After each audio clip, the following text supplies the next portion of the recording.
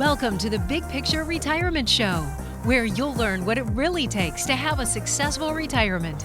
With over 20 years of experience, your host, Rick Rivera of Safeguard Investment Advisory Group, has seen it all and is here to help you achieve your retirement dreams. This is the Big Picture Retirement Show. Welcome into the Big Picture Retirement Show with Rick Rivera. I'm Mark Elliott. Rick is a partner at Safeguard Investment Advisory Group, has over 20 years experience in the financial industry. Rick and his team, Reed, Eddie, and the team, they're really here to help you figure out where you are on that road to retirement. What do you need to put you in a better position? Can you retire? Maybe you need a little bit more. Maybe you could have retired 3 years ago. Don't really know until you reach out and have a chat with them. The number is 800-700-1980. No cost to talk with them. They're here to help, offer some advice if that's your question or concern, and certainly try to tell you what they can. But then maybe it makes more sense for you to come in and have a conversation about retirement and maybe the full-blown big picture blueprint, income, investment, taxes, healthcare, legacy planning, Social Security, Medicare, all of that. Or maybe you just need a piece of that. Hey, I wonder how much risk I'm taking, Rick. What if we have another big market downturn? How are we going to be? They can do all that for you. 800-700-1980. And you can always go to the website to learn more, safeguardinvestment.com. Safeguardinvestment.com. I'm Mark Elliott. Rick, all right, here's the deal. I'm 65. Yep. 2.5% cost of living adjustment for 2025 for Social Security. I've been putting it off. I'm kind of at least waiting till full retirement age, which is 66 and 10 months for me, according to Social Security, born in 1959. If you're born in 1960 or later, your full retirement age is 67. But with that 2.5% cost of living, that could be a Ferrari in my future. $50 extra dollars a month, huh? Yeah, that's what I was thinking. So last year was 3.2%, and certainly during COVID, there was one time it was almost 9%. And certainly during the 80s, there were 70s and 80s with high inflation. There were high cost of living adjustments. I don't know whether we get super excited, but I think it's nice to have a little something. I don't know if it does really cost of living really keep up with cost of living for the actual people?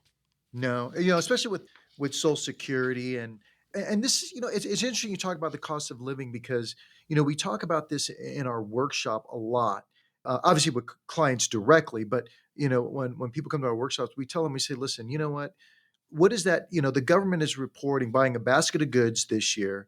Next year, they're buying a basket of goods and they're determining, okay, did that price rise? And they're figuring out inflation based upon that, and with the cost of living adjustment, and they're giving you a raise based on the basket of goods that they're buying. But the question that you got to ask yourself is that basket of goods have anything to do with your particular situation?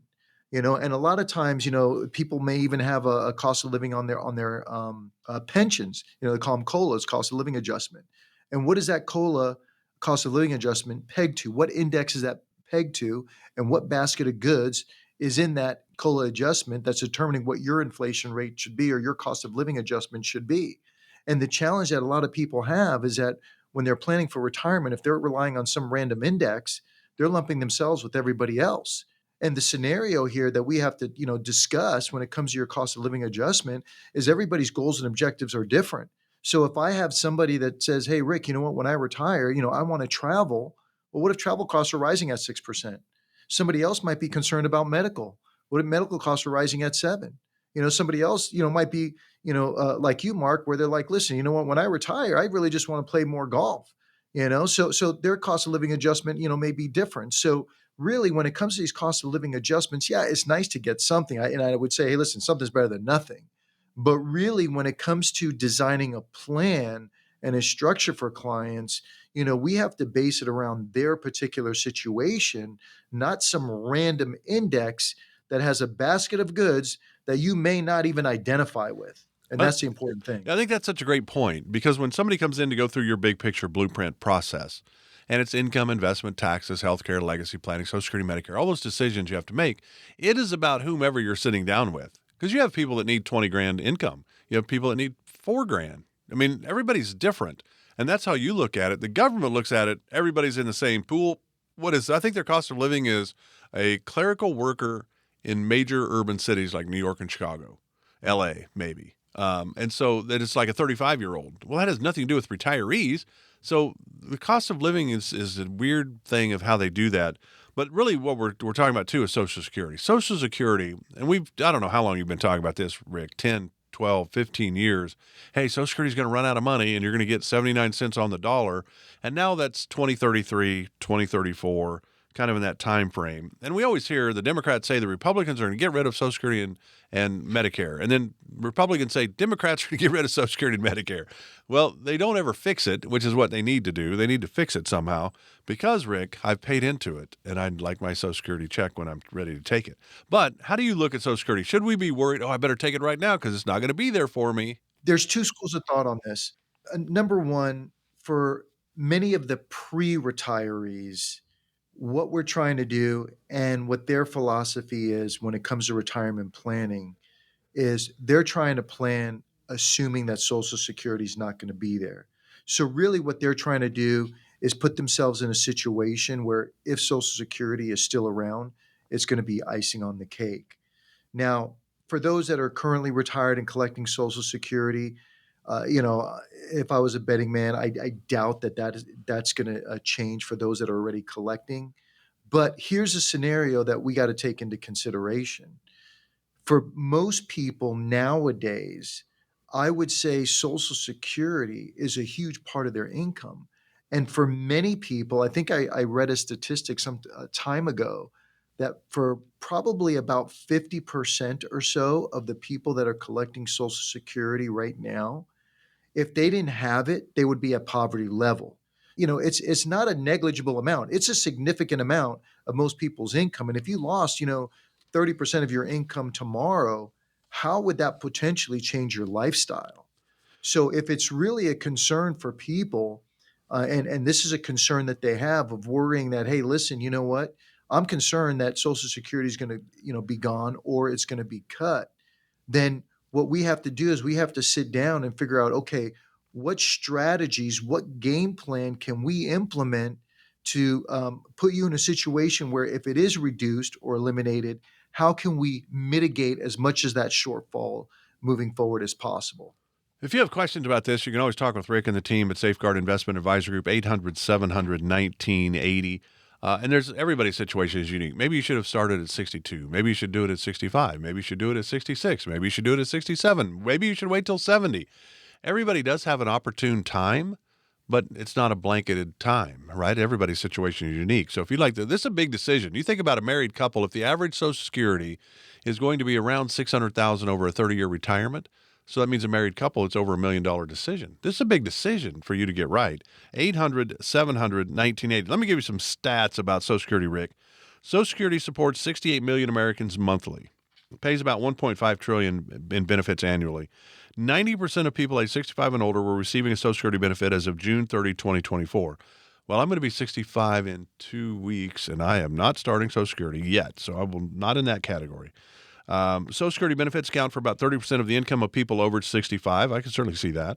But it says among Social Security recipients age 65 and older, 37% of men, 42% of women receive 50% or more of their income from Social Security. Last stat for you, Rick. Among Social Security beneficiaries age 65 and older, 12% of men, 15% of women rely on Social Security for 90% or more of their income. Wow. And that you've heard that. Hey, I'm just going to go with Social Security and hope I have a little extra somewhere else to help me, or maybe I can keep a part-time job. I mean, everybody's situation is unique. For the wealthy, is Social Security a big decision? Because for the ones that money is tight, I would think Social Security is a huge decision. For those that are, the Social Security money is just going to be play money. That gives me another car payment. It gives me another trip. I mean, it's different, isn't it? Oh yeah, for sure. We have clients that obviously, when it comes to Social Security, they don't even think about it. I mean, they've done fantastic planning. Their pensions are amazing. The amount of money, that they've saved and put away for retirement has put them in a fantastic position. Some of them even have passive income off of rentals and things of that nature. So Social Security is more of an afterthought. They're kind of, what we do is we plan and say, hey, okay, if you do collect Social Security, they're looking at Social Security as, oh, great, it's just going to bump up my tax bracket. So what we do is we look at, okay, well, you're entitled to it. What are strategies we can use now in your particular situation to leverage Social Security in your favor? So maybe that means, using Social Security to offset the taxes on Roth conversions. Or, I can go down a big rabbit hole, but, what we do is we just say, hey, you're in a great position. You don't need it. It's going to be extra. So what's the best way we can maximize it for your scenario? Now, somebody that actually need Social Security for their everyday living. And like you said, in that scenario, where for some people it's 90% of their income, and and quite frankly, my own parents, their major income was Social Security. I would say they fall into that category where literally, 90% was of their income was coming from Social Security, and my wife and I would offset, stuff that they would need monthly to help them out if they were short on certain things. So, so there's planning that's got to be different for those individuals, because especially when you get surprise medical bills and things of that nature that Medicare maybe doesn't cover, or Medi-Cal, how are you going to come up with those funds? So yeah, so it's sad that unfortunately some people are to that point, but yeah, it's important that they sit down with somebody and know what all their options are. And that's really the key is when should you start it?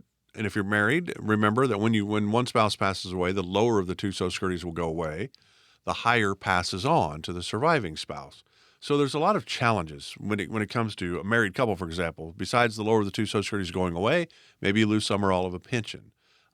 Hey, congratulations, you were married 50 years, the government says, but the year of your spouse passing, we're going to let you file taxes jointly. But of course, next year you have to file your taxes single. Now your taxes have gone skyrocketing too. So there's a lot of whammies here. So this is a big decision, but you can always talk with Rick and the team at Safeguard Investment Advisory Group. Hey, I wonder what I should be doing. Should I wait till full retirement age? Should I wait till, the fully maximize it at 70?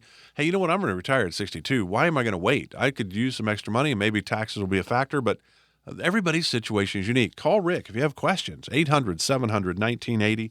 Totally complimentary. No cost to you whatsoever. 800-700-1980. Back with more of the Big Picture Retirement Show with Rick Rivera of Safeguard Investment Advisory Group right after this. You're listening to the Big Picture Retirement Show with Rick Rivera. For more information about Rick and the Safeguard Investment Advisory Group team, go to safeguardinvestment.com. While you're there, you can also download educational retirement guides and sign up for an upcoming seminar. That's safeguardinvestment.com. Now, back to the podcast. Welcome back to the Big Picture Retirement Show with Rick Rivera. I'm Mark Elliott. Rick, a partner at Safeguard Investment Advisory Group. Rick's been doing this kind of game, really the financial world, since 1995. Sat down with a lot of different people, knows a lot of situations. But he's really here to help you put together the big picture blueprint, the retirement plan, income, investment, taxes, healthcare, legacy planning, Social Security decisions, Medicare decisions. There's a lot on your plate as a retiree. Why not have, like all the Fortune 500 companies have, that CFO, that chief financial officer? What would it be if Rick was your CFO? The team at Safeguard was behind you to help you make these decisions.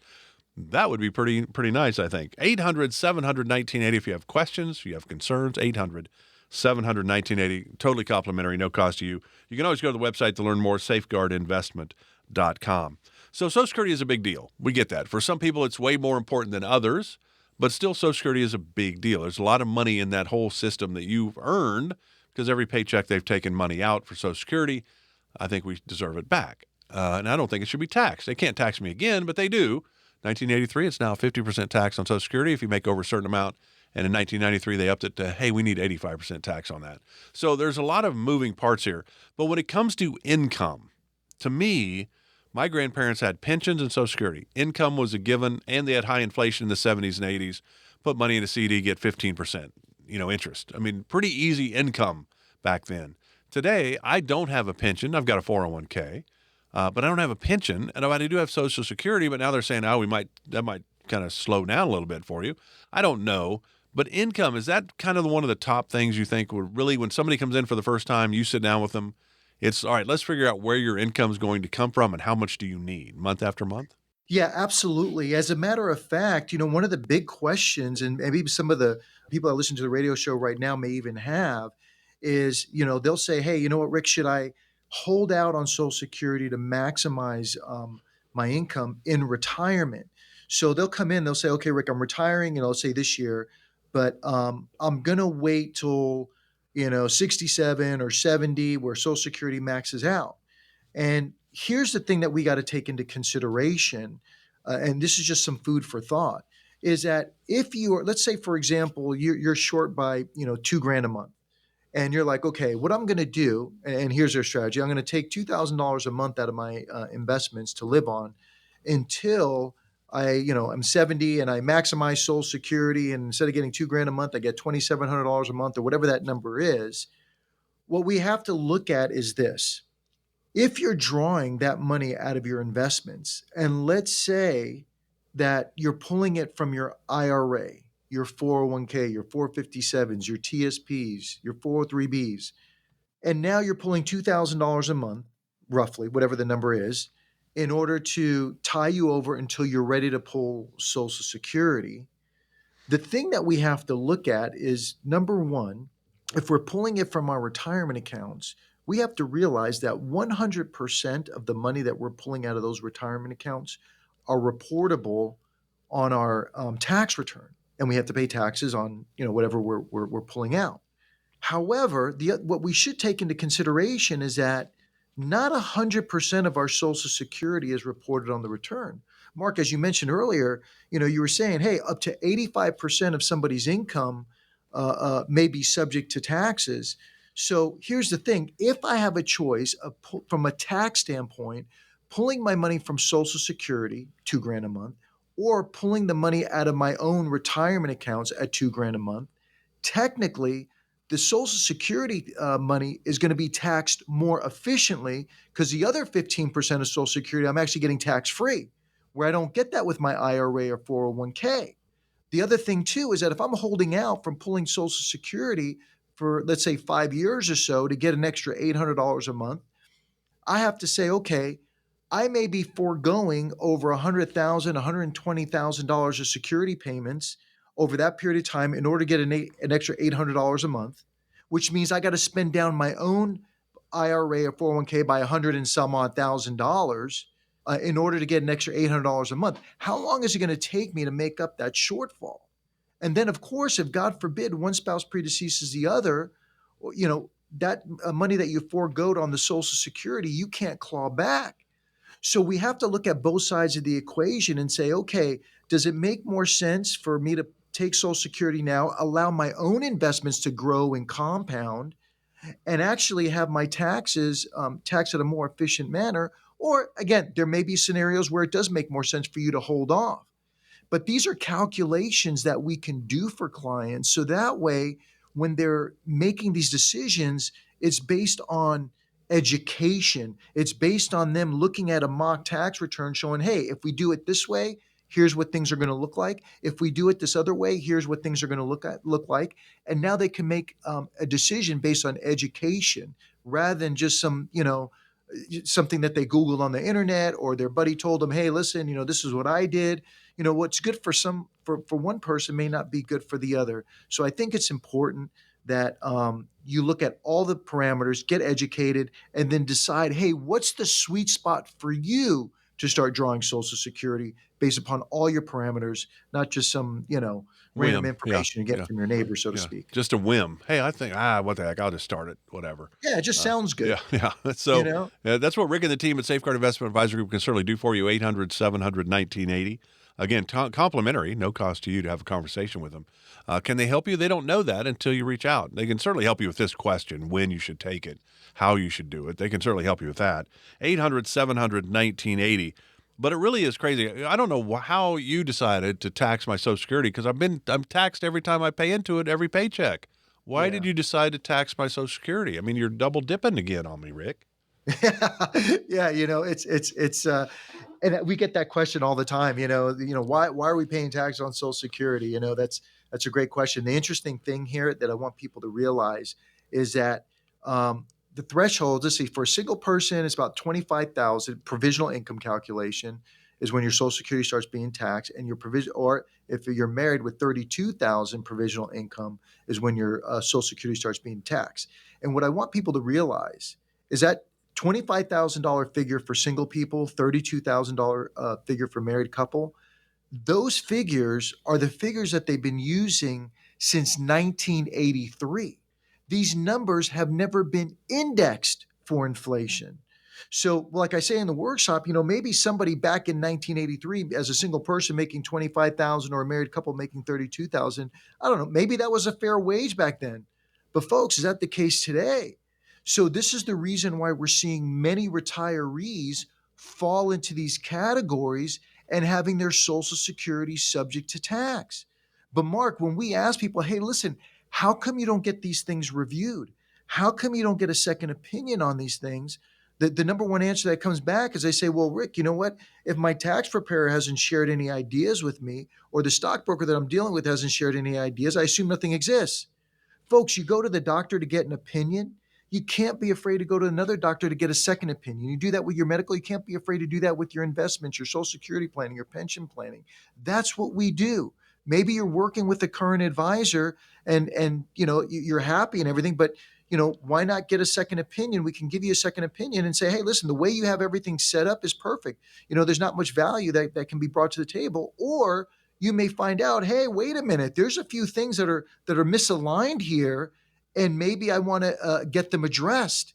So that way, again, you're not caught by the eight ball. You're not caught by any surprises. And that's what we specialize in, Mark. Yeah, and it really is what I kind of go back to all the time, that why would you not take advantage of this? It's complimentary to actually come in and figure out, when should we start Social Security? When should I really think about retirement? Where's my window? When do I win the game when it comes to the taxes? Do I start Social Security now or whatever? The idea is, are you going to have more fun in your life 65 to 75 than 75 to 85? I would say yes. So that should play into it too, our everyday lives. So, Rick, I'll let you finish up the show. It was always a pleasure chatting with you. But you might remind people that you say you come in for a 45-minute chat and you will what? We'll give you 2 ideas that will enhance whatever it is that you're doing, and it will not cost you anything. You leave your checkbooks and all that behind. There's no high-pressure sales tactics, nothing of that nature. Really, it's just a quick conversation and we've been doing this over 2 decades. So literally within 45 minutes, an hour tops, I'll be able to give you 2 ideas that will enhance whatever it is that you're doing. Just give us a call, toll free, 800-700-1980. Again, our toll free number is 800-700-1980. Firm offers insurance services. Safeguard Investment Advisory Group, LLC is a registered investment advisory firm. Investing involves risk, including the potential loss of principal. Any references to protection, safety, or lifetime income generally refer to fixed insurance products, never securities or investments. Insurance guarantees are backed by the financial strength and claims-paying abilities of the issuing carrier. This radio show is intended for informational purposes only. It is not intended to be used as the sole basis for financial decisions, nor should it be construed as advice designed to meet the particular needs of an individual situation. Safeguard Investment Advisory Group, LLC is not permitted to offer, and no statement made during this show shall constitute tax or legal advice. Our firm is not affiliated with or endorsed by the U.S. government or any governmental agency. The information and opinions contained herein provided by third parties have been obtained from sources believed to be reliable, but accuracy and completeness cannot be guaranteed by Safeguard Investment Advisory Group, LLC.